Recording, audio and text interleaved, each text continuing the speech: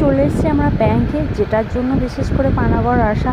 আর এখানে এসে আমাকে নতুন করে অ্যাকাউন্ট বই খুলতে হয়েছে কিছু কারণবশত।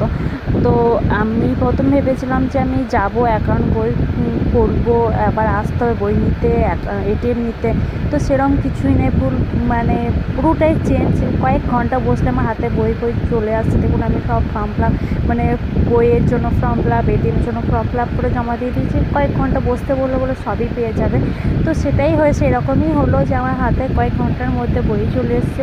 দেখতে পাচ্ছেন এই তো আমার অ্যাকাউন্ট, নতুন অ্যাকাউন্টের বই। আর আমি এখানে 1000 টাকা জমা দিয়েছিলাম, সেটাই আমার বোন আপডেট করছে। সেটাও সঙ্গে সঙ্গে আমার বইও চলে এসছে আপডেট। আর দেখুন এটিএমও।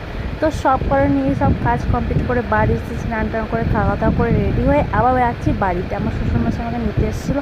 তো আমার মনে হচ্ছে এই কিছুক্ষণ আগে এলাম, আমার বাড়ি চলে যাচ্ছি এরকম একটা, কিন্তু আমি একটা দিনে থেকেছিলাম, তো আবার বাড়ি যাচ্ছি। তো আমরা বাড়ি আমার চ্যানেলটা ফলো করে দেবেন।